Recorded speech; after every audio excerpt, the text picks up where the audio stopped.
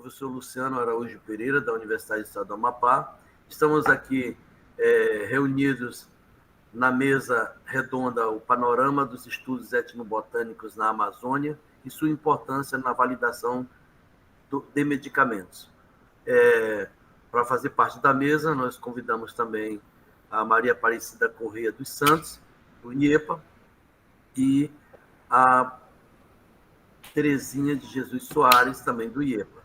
Eu vou iniciar a minha fala, né, falando um pouco sobre os estudos etnobotânicos na Amazônia, e, em seguida, a Maria Aparecida vai fazer a sua explanação, finalizando com a Terezinha.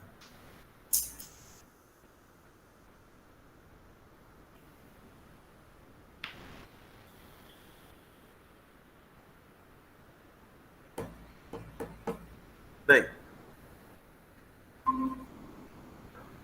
o panorama dos estudos etnobotânicos na Amazônia. Esse é um texto construído com o meu orientando, o John Laurent Saraiva Ferreira, que faz iniciação científica comigo aqui na UEAP.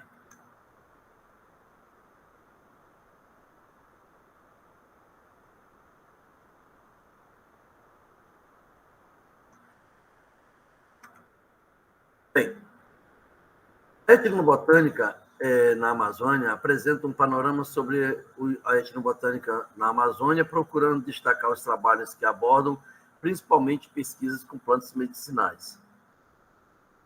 A etnobotânica, que é efetuada na Amazônia, ela tem um papel bastante importante, porque é a partir dela que nós trabalhamos com organização, manutenção de uma complexa rede de povos que habitam essa região, indígenas, quilombolas, caboclos, ribeirinhos e outros grupos étnicos que estão nessa região. São povos que habitam ambientes de um complexo mosaico de ecossistemas, em uma região que é bastante gigante, né? E formada por ecossistemas aquáticos, com várzeas, igapós, vegetação de floresta de ombrófila densa aluvial, terrestres, terra firme, planícies submontanas dos planaltos, entre outros.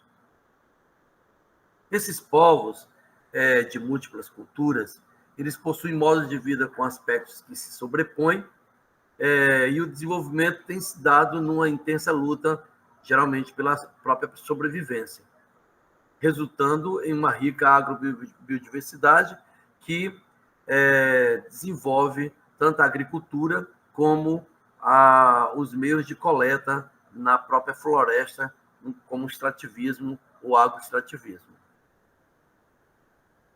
Os etnobotânicos amazônicos, eles trabalham conhecimentos etnofarmacológicos e têm registrado, além desses conhecimentos, também os processos de etnomedicina que ocorrem em nossa região, acumulados pelas populações que usam diversas plantas ao longo do tempo.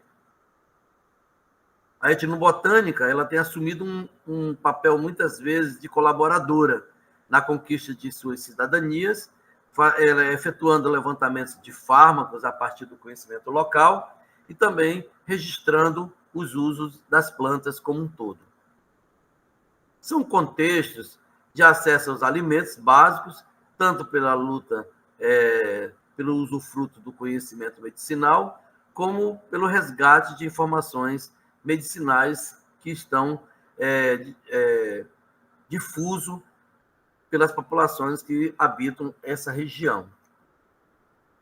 Esses trabalhos que são realizados, muitas vezes eles assumem o papel de contribuir com a solução de problemas cotidianos mais diversos, participa como mediadores de conflitos e na luta por melhores condições de vida e de saúde das populações locais. Os etnobotânicos, eles contribuem com a perspectiva de acesso ao direito à saúde negado ou usurpado pelo poder público ou por sua própria inércia em solucionar problemas e não garantir os direitos fundamentais que são previstos na nossa Constituição de 1988. São direitos que geralmente são esquecidos por força do capital ou por grupos empresariais ou comerciais com interesse pelo patrimônio genético e territorial da nossa região. As investigações efetuadas são feitas sobre plantas usadas para os diversos fins pelas comunidades locais de toda a bacia amazônica, que engloba vários estados e alguns países também aqui na proximidade, né? A atual conjuntura, ela requer cautela e luta dos pesquisadores e povos locais devido às pressões sobre os seus territórios, pela falta de investimentos do poder público com as pessoas e, muitas vezes, também perseguição àquelas que estão ao lado dos mais humildes e de menor poder de barganha. Amoroso tem alertado que a pressão efetuada pelo capitalismo ele tem feito as populações locais perderem suas referências culturais e, consequentemente, suas práticas de manejo sejam esquecidas, levando as populações locais a uma exploração abusiva dos recursos naturais.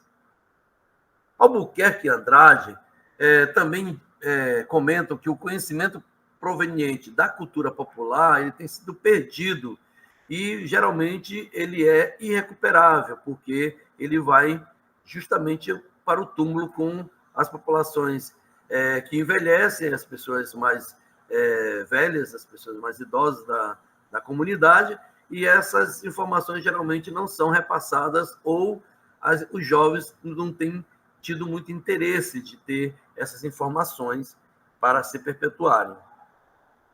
Os recursos naturais extintos, eles, segundo Guarim Neto e Moraes, eles tornam-se indisponíveis às futuras gerações e isso pode causar uma grande lacuna em informações e também em continuidade dessas práticas que são milenares.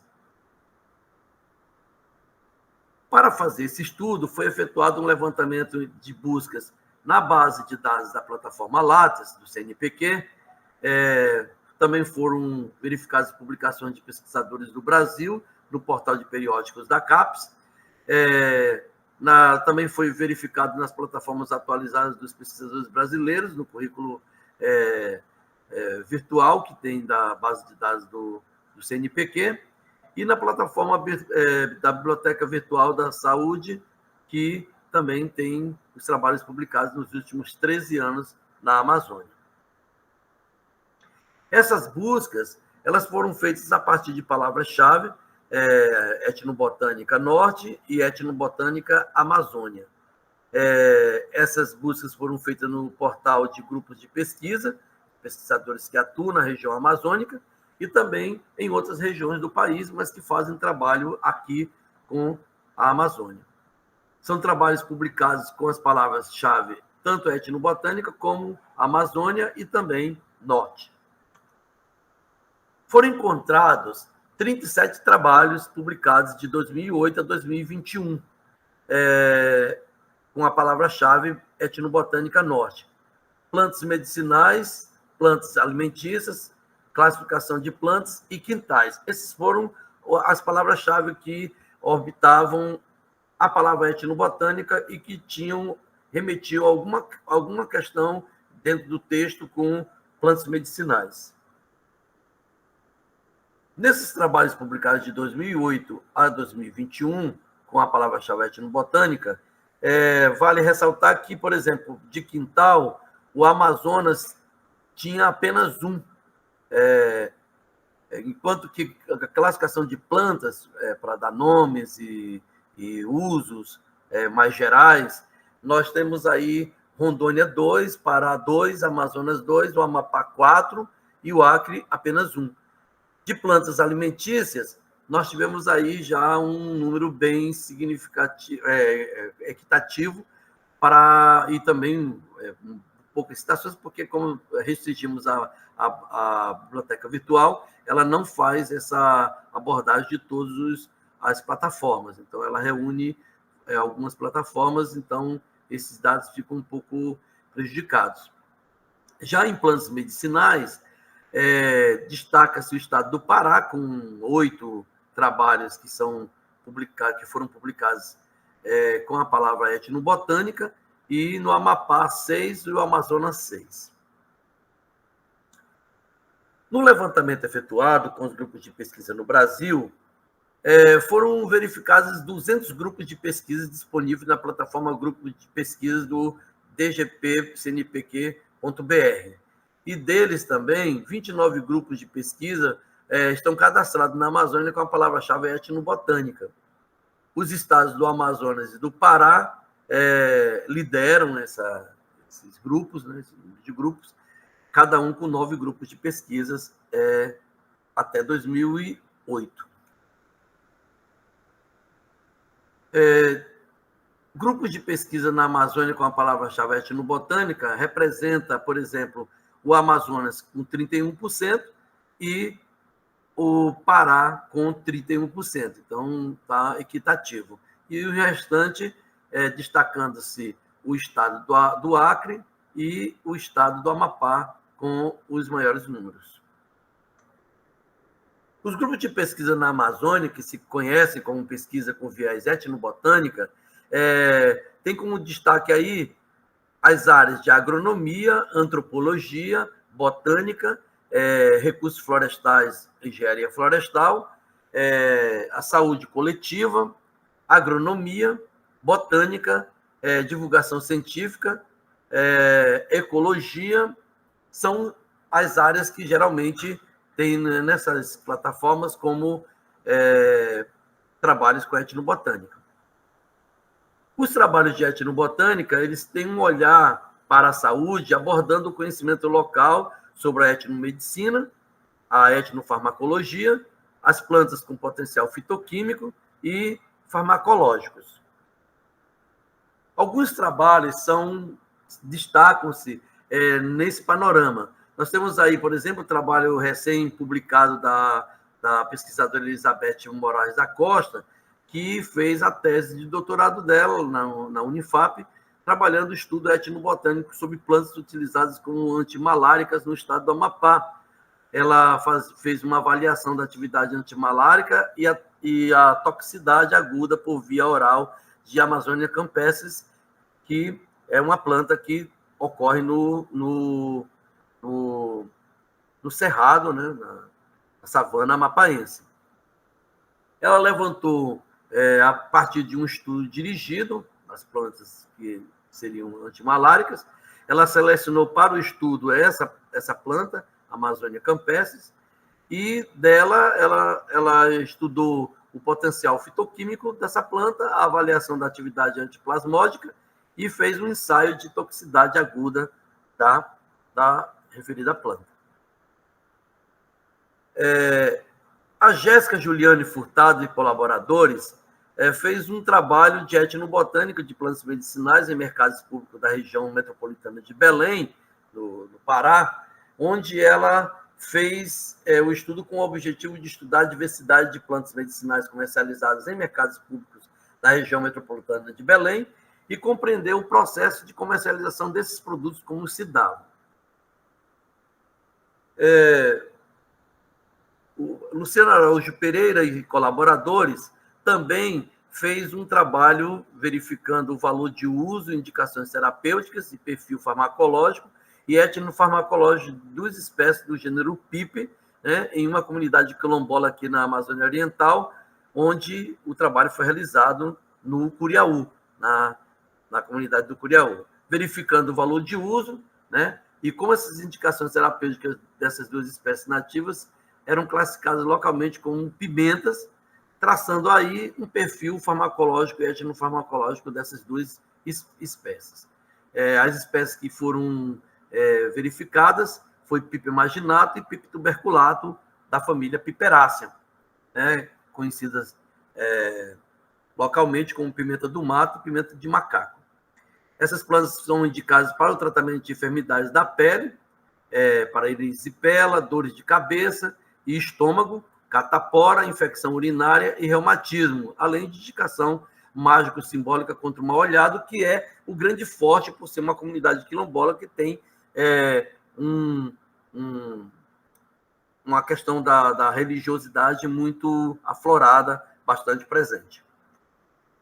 Outros trabalhos foram realizados na Amazônia. Nós destacamos aqui o Baixo Jauaperi, da farmacopeia ao sistema de saúde, um estudo etnobotânico em comunidades ribeirinhas, lá no Amazonas. Outro estudo foi o estudo etnobotânico de plantas medicinais em comunidades de várzea, do Rio Solimões, no Amazonas, e dos aspectos farmacognósticos de Justicia pectoralis, né, na forma de matuquinha, que é uma acantácea. Outro trabalho também que destacou foi etnobotânica de plantas antimaláricas em Barcelos, no Amazonas, que foi também um trabalho desenvolvido pelo Bernard Tomaszewski, lá da Universidade Federal do Sul e Sudeste do Pará, Unifespa, né? Outro trabalho foi o de etnobotânica e medicina popular no tratamento de malária e malárias associadas na comunidade ribeirinha Julião, no Baixo Rio Negro, na Amazônia Central, feita por J.B. Veiga e colaborador, e etnobotânica e etnomedicina na Reserva de Desenvolvimento Sustentável do Tupé, Baixo do Rio Negro, plantas antimalárias, conhecimento e percepções associadas ao uso e à doença. Alguns estudos sobre a agrobiodiversidade também foram efetuados com plantas alimentícias e plantas que também são classificadas como medicinais. Algumas feitas em comunidades rurais e periurbanas, outras em quintais quilombolas, outras em comunidades ribeirinhas e em outros contextos mais diversos da região Amazônia. Por exemplo, o trabalho de diversidade de plantas em quintais quilombolas, conhecimento local sobre o uso e cultivo de pimentas na Amazônia, destaca-se como um trabalho que verificou a diversidade e o conhecimento sobre o uso e o cultivo de plantas em quintais florestais da comunidade quilombola do Curiaú, também efetuado por Pereira na comunidade do quilombola do Curiaú. Outros trabalhos foi a diversidade florística nos quintais em terra preta de índios e solos menos antrópicos em ambientes de paleovárzea e terra firme, Médio Solimões, Amazonas, Brasil, lá do L.E. Barcelos. E um outro trabalho que nós destacamos aqui é o de etnobotânica de quintais de 3 bairros urbanos de Manaus, no Amazonas, esse já mais urbano. E o trabalho de etnobotânica de quintais em 3 comunidades ribeirinhas na Amazônia Central, no Amazonas. Bem, então, nós verificamos que esses trabalhos eles se concretizam a partir de reuniões de trabalhos. Eles também, geralmente, ocorrem porque existe uma rede de pesquisa que tem esse apelo de tentar levantar as espécies, inclusive para que a Terezinha vai falar um pouco mais na frente sobre a questão de algumas plantas que terminam sendo estudadas para validação e automaticamente também ser usada como para políticas públicas do sistema SUS, né? E algumas negociações também das comunidades locais com o poder público, a partir de compensação que é feita também, ou alguns levantamentos que terminam sendo efetuados como demandas das comunidades. Ou também resulta de parcerias em levantamentos efetuados em projetos de assentamentos, em planos de manejo de unidades de conservação, áreas de conflitos, convênio para realizar levantamentos etnoculturais e seus usos. Eu quero agradecer aqui à Universidade do Estado do Amapá pelo apoio que tem nos dado em relação à pesquisa, que, apesar das dificuldades, temos tentado avançar. Agradeço também ao Jadson André Nazaré Lacerda, meu ex-aluno, na busca dos bancos de dados e a organização de listas de referência, e a professora doutora Daniele Dias da Costa e Tereza Lúcia Ribeiro do Rosário, pelas críticas que foram feitas ao texto que foi construído. Esse texto, nós estamos publicando ele como análise de um evento que nós participamos também, com elementos menos atualizados, mas que fazem parte da história da etnobotânica que tem contribuído com os estudos para a validação de plantas na nossa região. Agradeço e passo a palavra agora para a Maria Aparecida Correia dos Santos, para que ela possa fazer a sua explanação. Obrigado.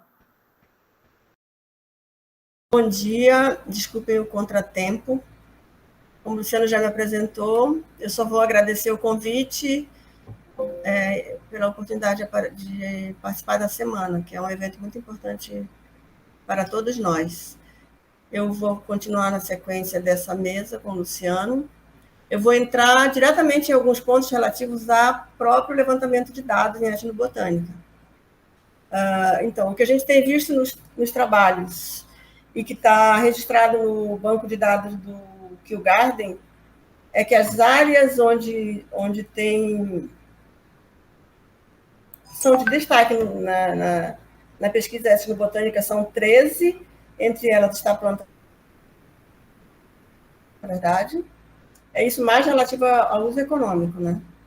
E os maiores temas levantados por Lagos White em 2000 também tem plantas medicinais como um dos maiores temas trabalhados em etnobotânica.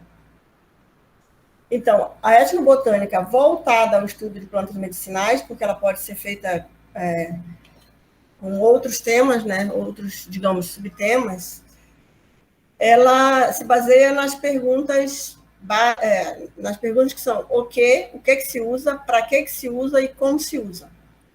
Essas perguntas responderão sobre a descrição das propriedades medicinais das plantas, os critérios que as comunidades tradicionais utilizam para selecionar espécies para uso, as formas de preparo, como que eles manejam essas plantas para serem administradas como medicinais, e as formas de administração propriamente, né, que seria a nossa posologia. E o que se sabe de muitos estudos já realizados é que a história de uso ela diminui o risco de efeitos tóxicos. Portanto, esse levantamento de dados em campo ele é muito importante que seja detalhado para que se tenha essas informações que vão justamente contribuir para diminuir os riscos. Porque plantas, como todo medicamento, ela também significa riscos para os usuários, então tem que ser feito da maneira adequada.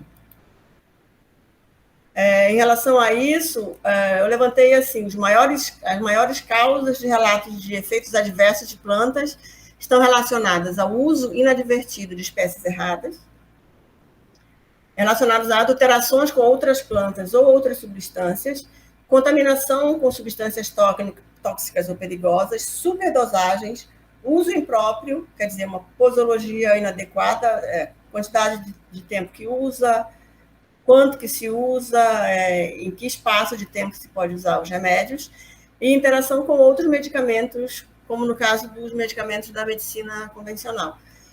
Essas questões aqui, elas podem ser dirimidas quando o levantamento de uso das espécies ele é bem feito e detalhado, né?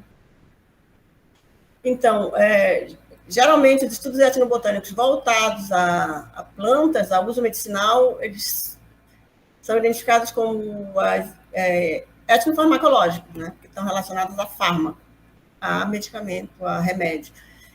Então, o que acontece? Digamos que esse aqui seja o nosso informante tradicional. Ele tem as informações sobre que planta usar, a forma de preparar e a forma de administrar. Então, quando a gente vai a campo buscando por uma informação qualquer, buscando informações para tratar uma determinada afecção, digamos, de saúde, ele detém todas essas informações. E ele vai nos dar à medida que a gente saiba fazer as perguntas, né? Então, por isso que é importante estar bem focado, fazer um planejamento adequado antes de ir a campo. E o que esse informante ele vai nos dar? Ele vai nos dar informação sobre o uso tradicional. E a qualidade das nossas perguntas é que vai fazer com que essa informação ela se refira àquele aspecto cultural que é o uso válido. E o resgate é uma palavra que eu não gosto muito, porque esse negócio não está perdido, né? Está lá, a gente que vai atrás. Mas o registro do uso como ele é feito tradicionalmente, que é a forma adequada de usar uma espécie medicinal. Para nível dessas apresentações, eu tenho dividido a pesquisa em 3 etapas, né? Que é o que eu também considero quando eu vou fazer o planejamento de um trabalho de campo, que é o levantamento da informação sobre quando é o uso medicinal, principalmente, a gente tem que estar muito atento à identificação das espécies e a validação, que aqui está entre aspas, porque essa validação ela é importante para nós que estamos fazendo a pesquisa. Para a comunidade tradicional, para o especialista tradicional, isso está validado, porque ele usa, a família dele usa, ele indica para as pessoas que procuram. Então, é uma questão mesmo nossa, essa questão de validação, por isso está entre aspas, né? Então, no levantamento, a gente vai fazer a obtenção dos nomes, usos, as informações relativas às plantas, e isso tem que estar muito bem claro para a gente saber fazer a pergunta e ter a informação correta. A identificação das espécies, ela é feita tanto em herbários, por bibliografia ou por especialistas, e também é fundamental, porque as pessoas chamam as plantas por nomes variados. A gente tem que saber que quando a gente se refere a uma planta, a gente está se referindo àquela espécie, àquela planta em particular. E a validação, em geral, ela é feita junto à base de dados, onde já há registro de usos, de formas de estudar aquelas plantas, estudos específicos de acordo com a natureza do relato. Por exemplo, se a pessoa diz que aquilo é para tratar dor de cabeça, a gente vai na literatura, procura um modelo farmacológico que se adapte a esse tipo de relato de uso popular e vai fazer a pesquisa científica em cima dela. E as análises estatísticas que vão dizer o quanto que elas são importantes para aquela comunidade, o quanto que elas tiveram uma resposta positiva, etc. Então, e sempre é importante para qualquer uma dessas etapas a coleta de exemplares que testemunhem que aquela planta que a gente está se referindo é a planta que foi usada tradicionalmente. No levantamento de dados, em geral, a gente é informado sobre um nome popular, né? O nome vernacular, o nome que é utilizado naquele local específico. Então, essa informação, ela é, a despeito de dizerem que às vezes não é válido, porque o nome popular é confuso, varia muito, ele varia muito, isso tudo é verdade, mas ele também traz muita informação sobre o que é aquela planta. Porque, por exemplo, a nomenclatura popular ela pode se referir a uma atividade que já é conhecida em outras espécies, né? O nome pode se repetir para várias plantas em função dessa atividade, sobre a referência de uso. Aqui, por exemplo, eu botei alguns exemplos, a cancorosa, que é usada para câncer, e a terramicina, que é usada como antibiótico. Elas podem refletir aspectos da morfologia da planta, então, a nomenclatura popular ela pode ser útil mesmo para fazer o início da identificação botânica de uma espécie. Inclusive porque, muitas vezes, a gente não consegue coletar em campo em função de que ou o exemplar não está disponível ali perto, ou é uma planta de quintal e a gente não vai pegar o único espécime que a pessoa tem no seu quintal.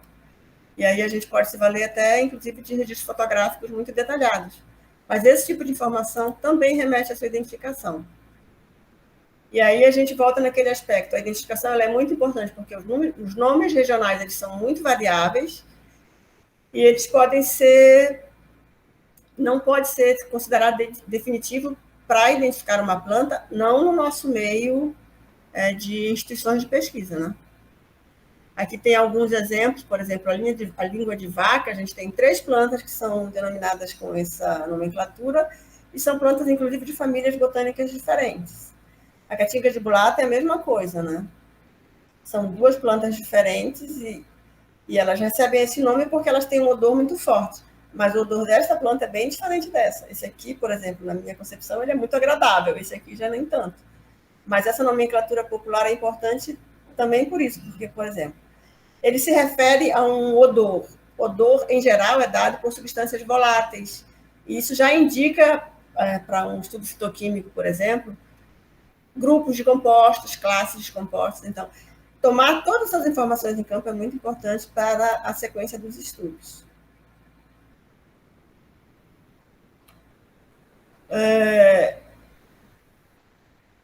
Isso. Então, a nomenclatura popular também, ela pode, assim, vários nomes para uma mesma planta. Então, quando eu digo chá de bugre, dependendo de onde eu esteja, eu posso estar pegando uma planta ou pegando outra, e a planta que eu pegar pode não ter nenhuma relação com o uso que foi alegado. O açapeixe é um outro exemplo. E por que para o estudo de plantas medicinais para o desenvolvimento de medicamentos é tão importante a identificação botânica?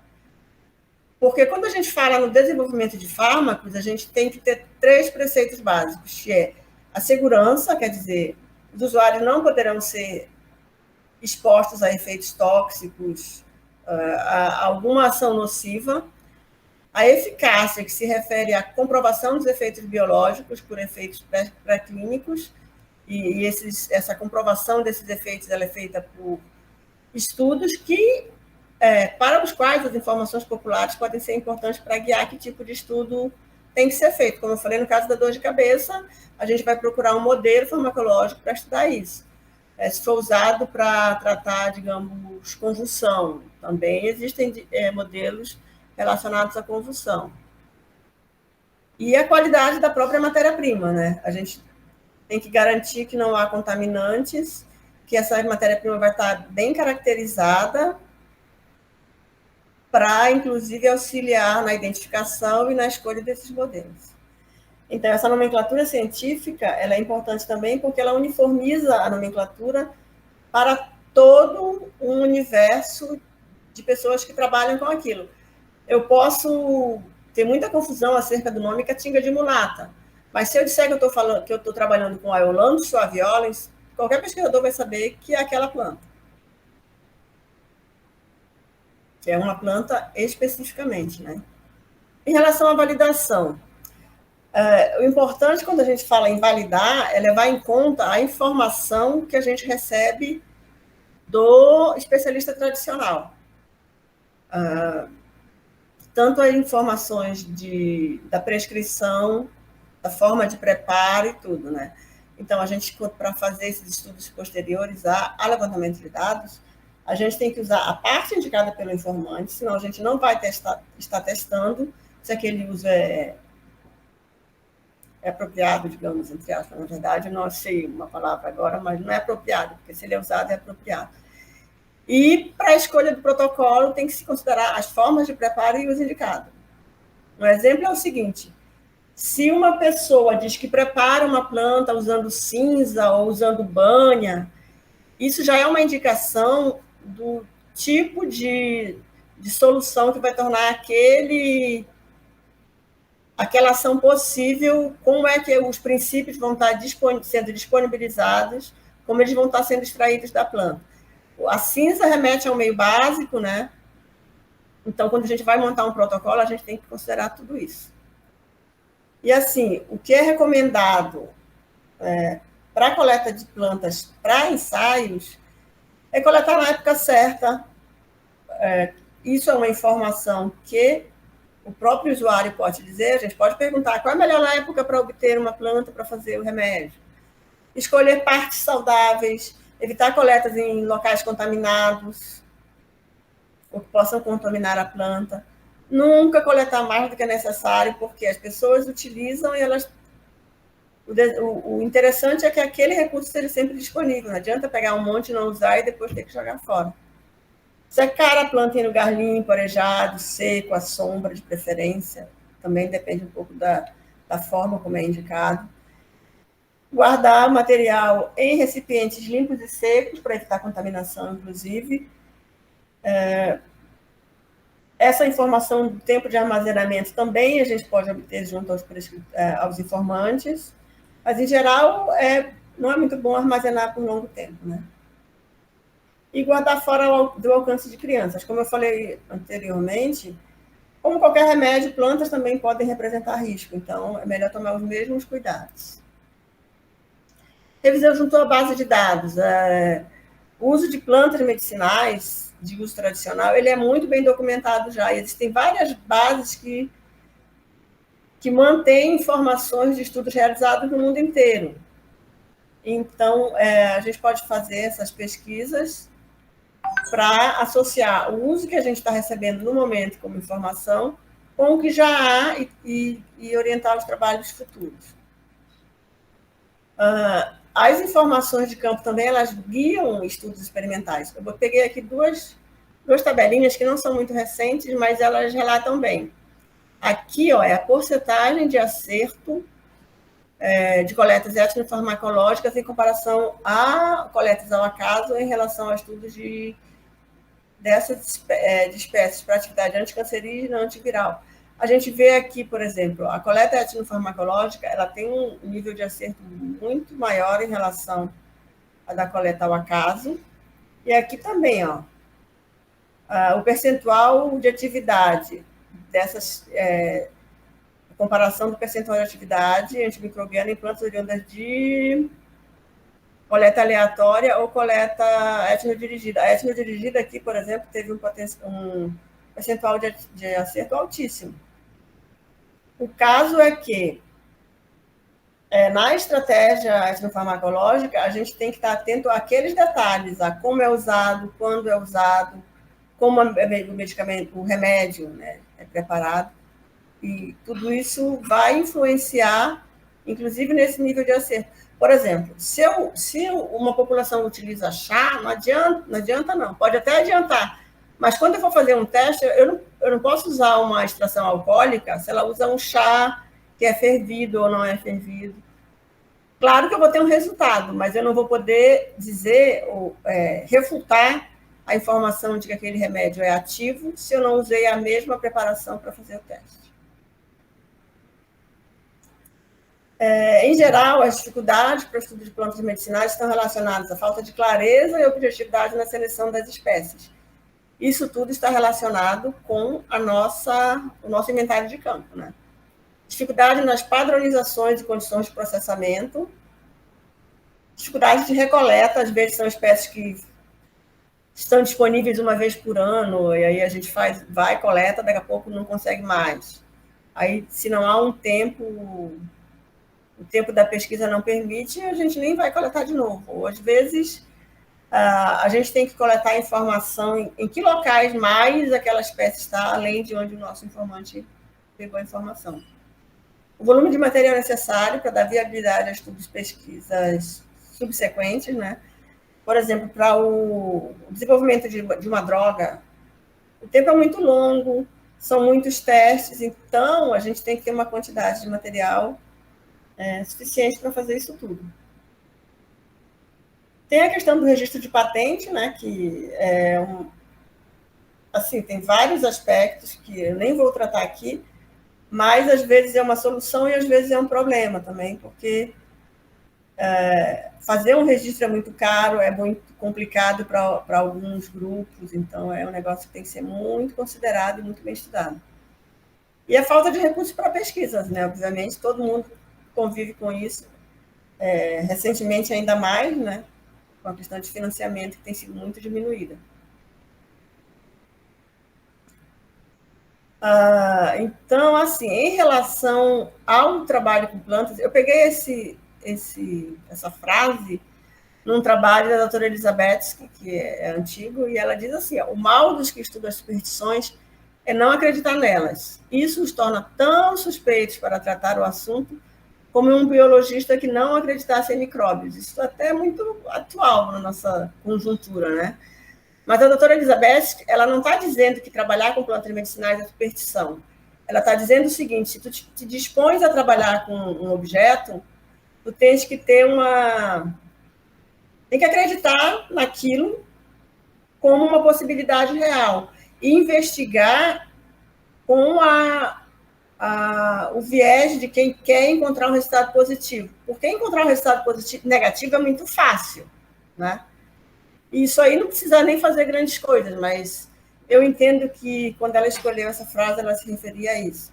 É a tal da predisposição em fazer uma investigação que não tenha já a figurinha carimbada de que aquilo não é real.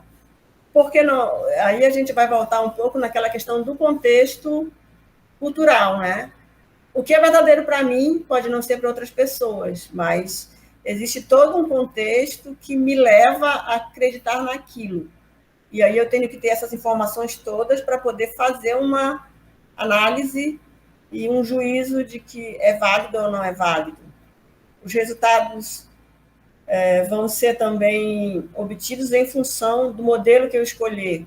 Se alguém me diz que trata uma doença, não adianta eu fazer, em princípio, o teste para outra, porque talvez o resultado não seja igual.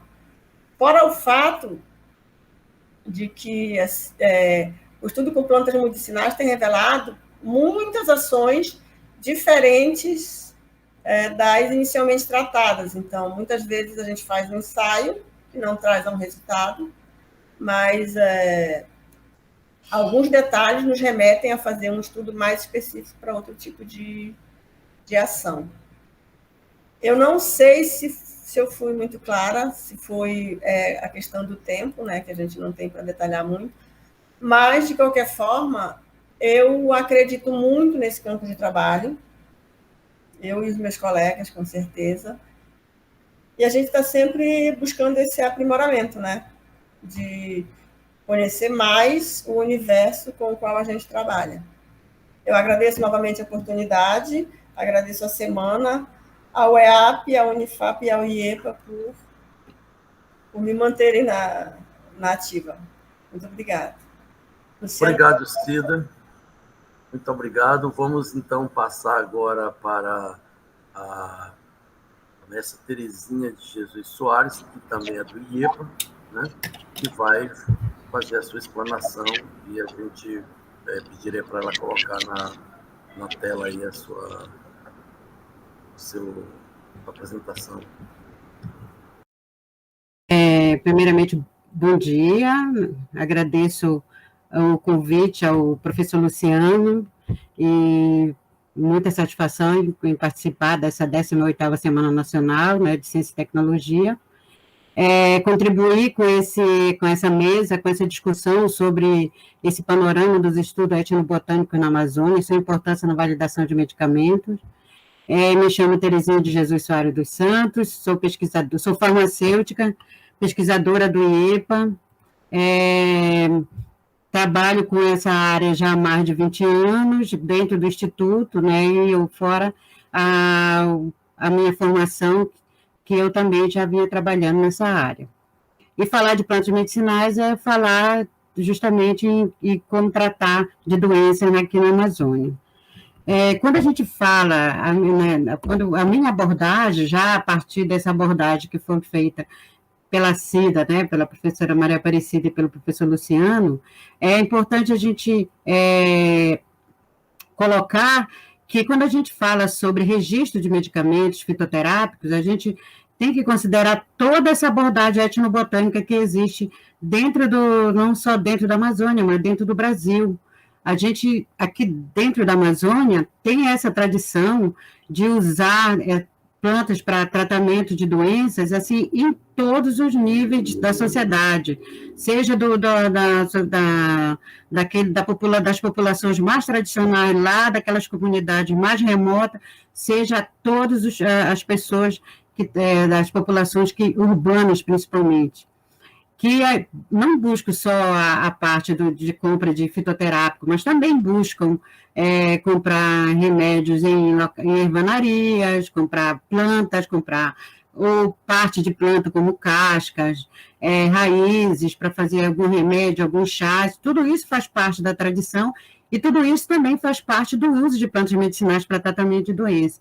Então, essa abordagem que foi colocada tanto pela Cida como pelo Luciano traz essa discussão desses usos por essas populações tradicionais, principalmente, porque isso vai validar, inclusive, a descoberta e a produção de novos fitos.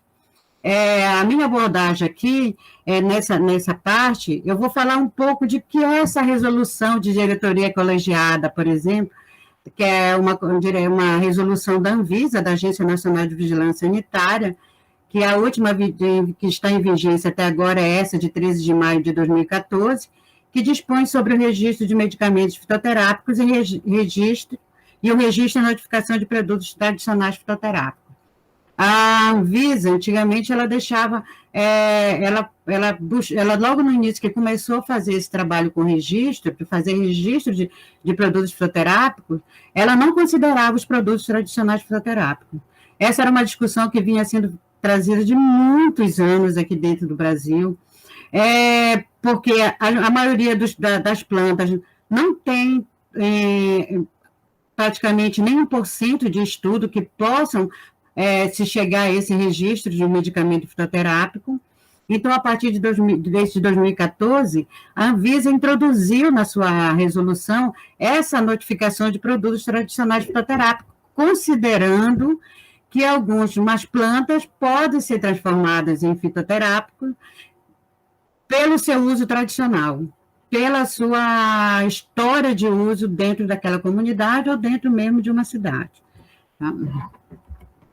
Então, essa resolução, ela, no seu artigo 1º, ela diz o seguinte, que ela define que a categoria de medicamento fitoterápico e produto tradicional fitoterápico estabelece os requisitos mínimos para o registro e renovação de registro de medicamentos fitoterápicos e para o registro, renovação de registro e notificação de produto tradicional fitoterápico. Isso ela quer dizer que já para facilitar, inclusive, os medicamentos fitoterápicos que já existiu antes dessa notificação. Então, essa resolução também vem trazer vem estabelecer essa norma para esses produtos que já eram notificados. Dentro dessas categorias de medicamentos fitoterápicos, eles são divididos, eles dividem exatamente nesses dois produtos, né? O medicamento fitoterápico, eles são obtidos com emprego exclusivo de matérias-primas ativas vegetais, cuja segurança e eficácia sejam baseadas em evidências clínicas e que sejam caracterizadas pela constância de sua qualidade.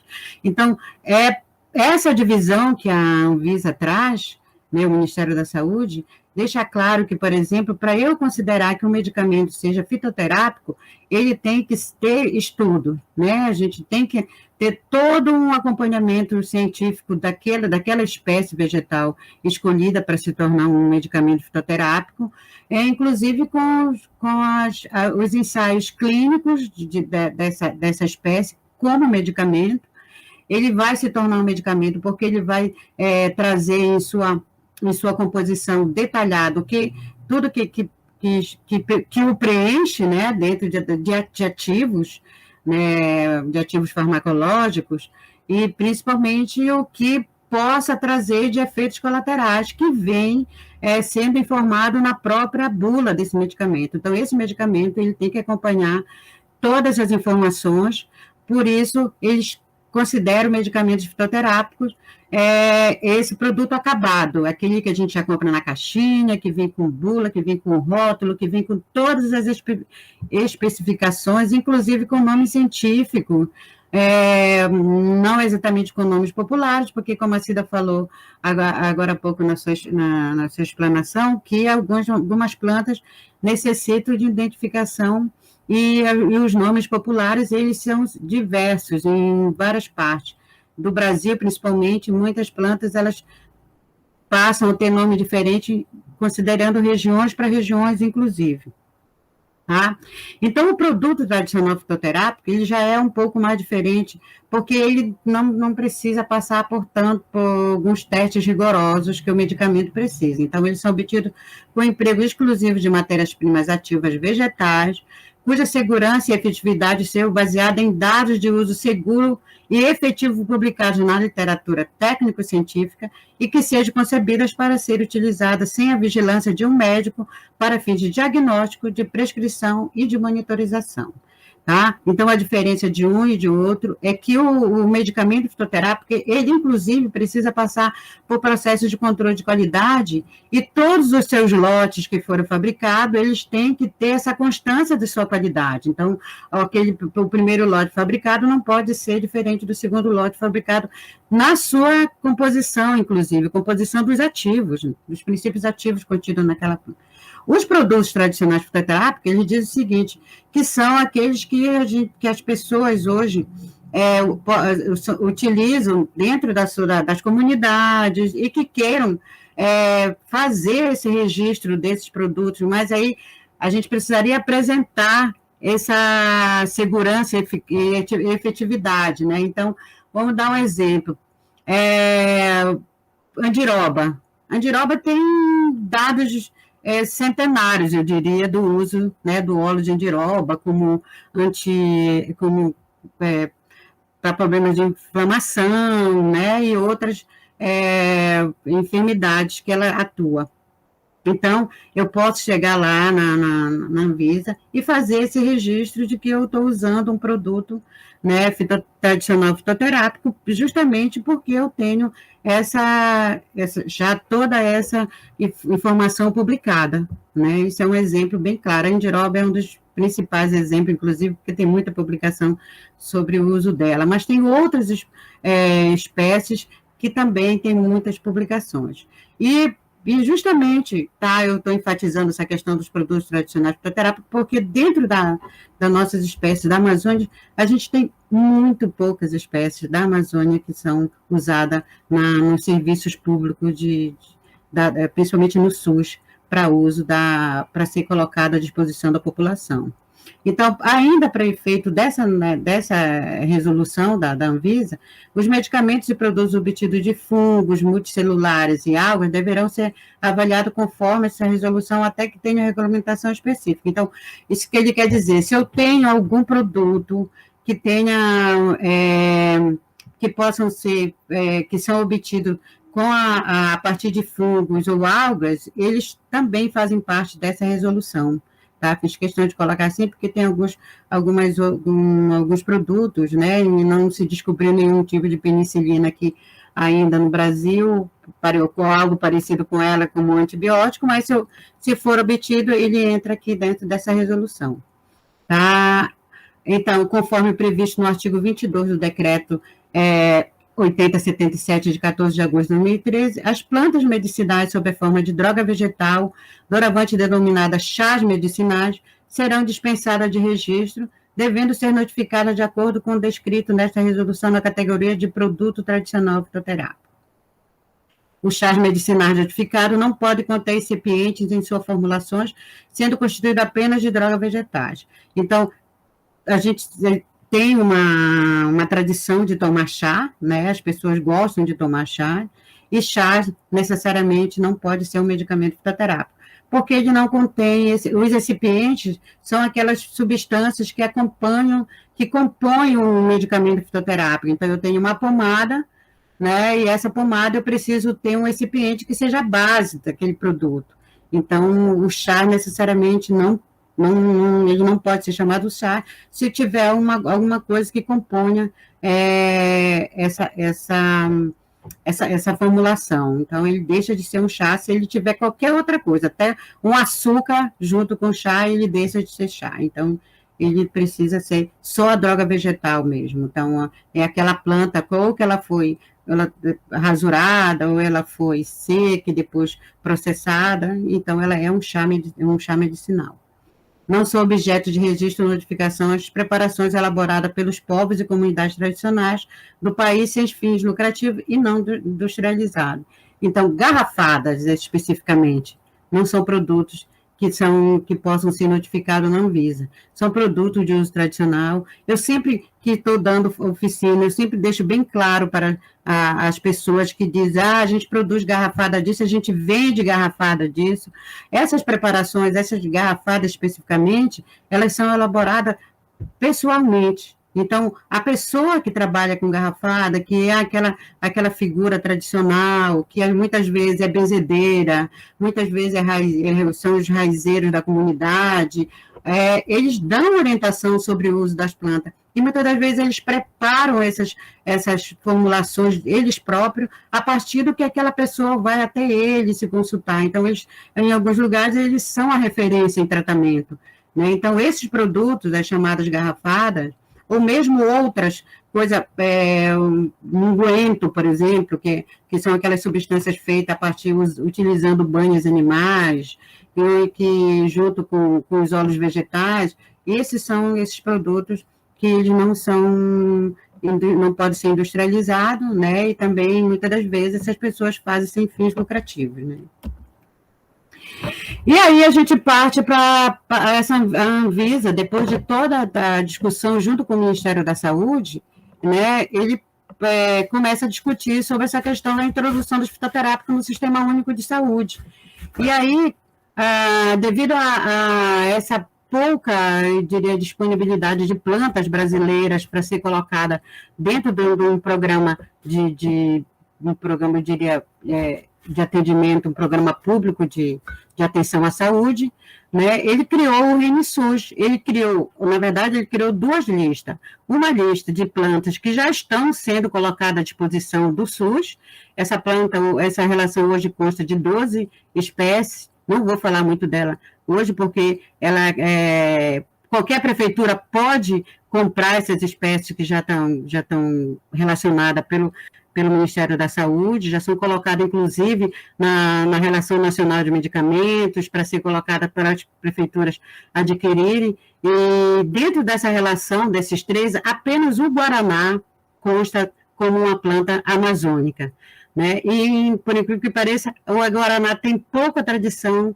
de plantas como planta medicinal, né? Todo mundo aqui praticamente conhece o guaraná como uma matéria-prima para o guaraná. Então, muito pouca gente sabe que as pessoas que ele entra dentro da Relação Nacional de Plantas Medicinais, não de interesse, mas da Relação Nacional do Rename, como uma planta com fortificante, né, principalmente para problema de desnutrição. Então, ela está lá, e é que as prefeituras podem abrir mão para comprar, inclusive, esses medicamentos dos laboratórios credenciados que possam vender isso para essas prefeituras. Outras plantas são o maracujá,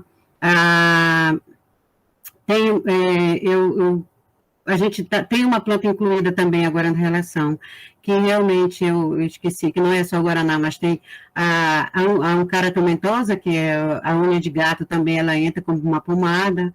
Então, essa relação tem a babosa, e alguns medicamentos já podem ser adquiridos pelas prefeituras para ser colocado à disposição da população dentro do sistema básico de saúde, que é uma coisa que, de repente, para reestimular o uso de plantas medicinais dentro dessas áreas. Então, o RENISUS, ele foi criado e foi uma lista de 77 de espécies que o Ministério da Saúde diz, olha, vocês podem... vamos começar a estudar mais essas espécies para tentar chegar a um produto fitoterápico, tá? Então, dessas espécies, apenas essas 4 estão nessa RENISUS. E aqui eu coloquei as 2 que estão na Relação Nacional e ela continua na RENISUS, tanto a Uncara tomentosa como a Paulínia cupana, que é o guaraná, né, que as pessoas que ainda lá se colocam para ser estudada. Outras espécies, agora eu volto aqui, quando se fala em pesquisa com plantas medicinais para programa de saúde público, a gente não pode esquecer do programa de pesquisa de plantas medicinais da SEMI, que era a Central de Medicamento, da época da ditadura, né, eu diria da época dos governos militares, que instituíram a Central de Medicamento, que era responsável por essa distribuição de medicamento para o Brasil todo.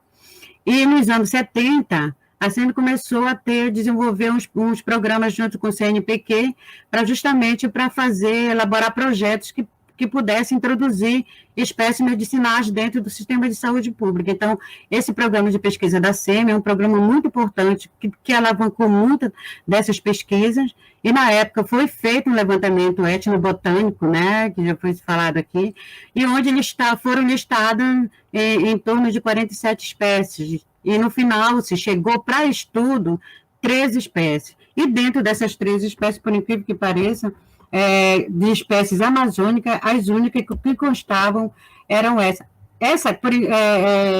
Caxinguba, eu achei muito interessante, porque a caxinguba estava dentro da primeira lista da SEMI, e ela depois saiu de todas as outras listas, né? Então, das outras espécies, eu estou falando de espécies exclusivamente amazônicas, a única que ficou ali para ser orientada como prioridade, para ser estudada, para ser, inclusive, financiada pelo CNPq como prioridade e pelo Ministério da Saúde, nós temos o urucum, a andiroba, a sacaca, temos a Verônica, a unha de gato, o jupindá, como o pessoal conhece aqui, e o guaraná. E essas espécies estão lá, então se a gente hoje fizer qualquer projeto que inclua ela para desenvolvimento de um produto fitoterápico, ela com certeza a gente consegue ter uma obtenção de recurso para finalizar os estudos, porque são plantas que já têm estudos bem avançados já nessa esperança de desenvolvimento de um produto acabado. Então, voltando aqui nessas espécies, a caxinguba, ela é uma espécie que inclusive, com o nome científico dela, Ficus antihelmíntica, ela justamente era usada como o pessoal chamava ela antigamente também como lombrigueira, né? Porque era uma espécie que era usada contra esses antihelmínticos. E aí, para tudo isso que a gente precisa para ser desenvolvido um produto fitoterápico, a gente com certeza tem que começar pela pesquisa etnobotânica. E se não tiver toda essa validação, de onde vem, e essa tentativa da gente conseguir fazer com que as nossas espécies amazônicas cheguem a esse patamar de ser utilizado no Sistema Único de Saúde, com certeza a gente vai precisar ter essa pesquisa etnobotânica e etnofarmacológica, que a Cida colocou muito bem na sua explicação de como é que funciona, quando fazer a pergunta para as pessoas, muito bem fundamentada, até para ser esse produto fitoterápico de uso tradicional, né? Porque isso para a gente seria importante, principalmente porque aqui dentro da Amazônia as pessoas começam a perder essa prática de uso de plantas medicinais. Elas, logicamente, que produtos acabados têm maior facilidade para que as populações, as pessoas cheguem até ele, né, na ânsia de resolver logo um problema de saúde. Fitoterapia é uma prática alopática, é aquela prática onde você tem um mal, tem uma doença, e você vai usar um produto, ou a alopatia é isso, um produto que vá combater aquele mal. Então, a fitoterapia, ela realmente precisa eu acho que desse start, que é a etnobotânica.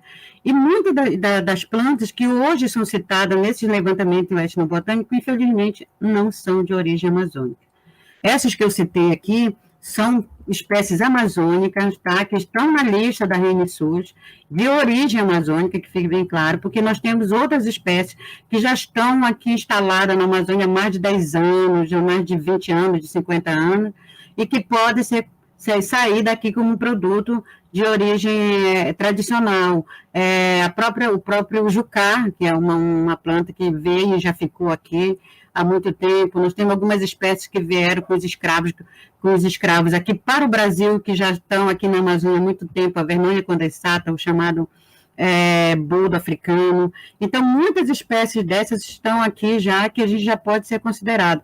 As espécies que foi citada no trabalho da Cida, muitas delas são espécies que foram introduzidas aqui na Amazônia, e as populações usam, principalmente as ervas, né? E a gente sabe que as espécies que são utilizadas dentro da medicina amazônica, muitas delas são as espécies vegetais arbóreas, né? Está aí as andirobas, as copaíbas, né? As copaíbas também têm um uso tradicional muito grande, mas para vocês terem uma ideia, elas não estão dentro exatamente da lista do Ministério da Saúde, pela questão da questão de identificação botânica mesmo, que precisam ser resolvidas nesse sentido. Tá? Temos outras espécies, por exemplo, a Verônica é um cipó daqui das áreas de várzea, né, que já tem uso tradicional muito, muito antigo. Algumas outras espécies que as pessoas utilizam muito aqui na Amazônia, de uso popular, chamado babatimão, por exemplo, precisam passar por essa validação etnobotânica, por conta da espécie que originou esse nome, não se reproduz aqui na Amazônia. Enfim, tá? A discussão é essa, tá? De se trabalhar toda essa questão, por exemplo, de se trabalhar essa nossa grande floresta, nossa biodiversidade voltada para as espécies da Amazônia, e priorizar, inclusive, a questão da pesquisa para essas espécies, para que a gente possa, de qualquer forma, trazer, né, mais produtos de espécies originalmente amazônicas. Né? A gente tem o urucum, que a gente já tem muitos locais que já se produz remédio com ele, e a gente gostaria de ter outras espécies, principalmente arbóreas, que possam ter, e que a gente possa trabalhar, mas que se vença, né, algumas coisas que falta, que a Cida colocou muito bem, a falta de incentivo para pesquisa para a gente, porque nossas espécies arbóreas não são uma espécie que precisa de tratamento agronômico, mas precisamos trabalhar com a questão do extrativismo e saber trabalhar, porque isso é possível, principalmente na questão do inventário, que a gente não possui para todas as espécies, e principalmente do manejo para se trabalhar na produção de fitoterápicos. E eu tenho certeza que isso vai trazer vai resolver muito problema de saúde para a nossa cidade, para o nosso país, principalmente para o nosso estado. Tá? Eu agradeço o convite, também agradeço, né, a poder estar participando dessa 18ª Semana Nacional de Ciência e Tecnologia, a UNEPA, que também me mantém como trabalhando na pesquisa, e a todos os outros órgãos que estão contribuindo com essa semana. Muito obrigada. Todo mundo que trabalha seriamente nessa área leva isso em consideração e submete os projetos a comitê. E muitas vezes a gente ouve em eventos assim que isso demora, retarda os trabalhos, é complicado, mas a gente tem um momento presente, atual, que a gente vê quanto que isso é necessário. Por todas essas notícias que estão sendo vinculadas em relação à própria Covid, ao uso de medicamentos, à experimentação com tratamentos. Claro que está numa outra dimensão, mas isso demonstra a necessidade de fazer essa apreciação ética dos trabalhos. Então, realmente, às vezes demora um pouco para sair um parecer, o tempo necessário pelos comitês não é compatível com o tempo dos editais, muitas vezes, mas a gente vê que é necessário, e eu realmente advogo muito essa causa, de que as pessoas têm que fazer e seguir esse trâmite. E só para complementar um pouco, Cida, a gente não pode esquecer que agora é uma regra, né? Toda pesquisa precisa passar pelo CIGEM também, CIGEM, né? Exato.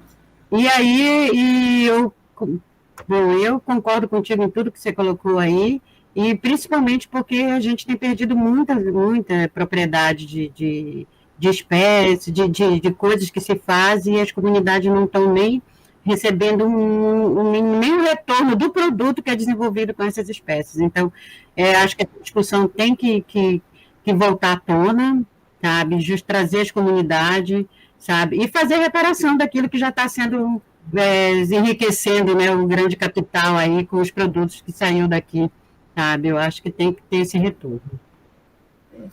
Desculpa te interromper. Pode seguir. Não, tá tudo bem. Essa questão do acesso à informação é uma situação que realmente a gente precisa levar muito em consideração a legislação, porque, infelizmente, algumas pessoas, por descuido, às vezes não é nem por falta de questão ética mesmo, mas às vezes a pessoa, por descuido, termina não observando algumas questões que são extremamente importantes, né? Nós temos aí algumas legislações que entraram em vigor, inclusive agora com a questão do acesso à informação das comunidades, busca do conhecimento tradicional, conhecimento associado. Então, a gente precisa observar essa legislação para que a gente possa fazer com que a pesquisa seja não só eticamente falando correta, mas também cumpra a legislação, né, que nós temos aí em vigor no país. A gente sabe que há tempos atrás a gente terminava fazendo a pesquisa do jeito que a gente queria, de qualquer jeito, era muito comum, a gente tinha alguns erros grosseiros, e era normal isso acontecer porque não tínhamos essa preocupação. Hoje, devido não só isso que a Cida coloca, sobre esses percalços que a gente tem vivido aí nas relações com as comunidades tradicionais, com as comunidades, né, de acesso às informações que essas comunidades geram no decorrer da sua existência. A gente hoje tem tido mais cuidado, né? Tem aí a Plataforma Brasil, né, do Ministério da Saúde, que foi criado há mais ou menos uns 15, 16 anos atrás, mais ou menos, né? E essa plataforma ela é justamente para a gente poder assegurar não só que a pesquisa seja feita de maneira ética, mas também assegurar às comunidades que as perguntas, as relações dos pesquisadores com os pesquisados, né, com as pessoas que vão ser os nossos colaboradores nas informações, né, suas experiências, o conhecimento que está dentro da sua história de vida, né, da sua comunidade, da sua cultura, ela possa ser feita de maneira respeitosa e também de forma correta, né, com perguntas que não constranja, que deixa a pessoa à vontade, que também levando em consideração que nós estamos lá buscando informações que, como a Cida disse, a gente não vai estar resgatando conhecimento. A gente vai estar, na verdade, indo buscar conhecimento que muitas vezes a gente não sabe, a gente não tem nenhuma informação sobre aquilo, né? Então, é isso. Eu quero agradecer muito a presença de todos vocês e dizer que o nosso tema é um tema bem abrangente. Infelizmente, a gente não tem como falar de tudo, mas, de uma maneira ou de outra, nós conseguimos aqui sintetizar o nosso pensamento e, numa próxima oportunidade, poderemos aprofundar um pouco mais, né? Agradeço imensamente a Terezinha e a Cida, as duas são servidoras e pesquisadoras do IEPA, e a gente agradece muito também a coordenação da Semana de Ciência e Tecnologia, Nacional de Ciência e Tecnologia aqui no Amapá, pela oportunidade e bom dia. Agradecemos muito.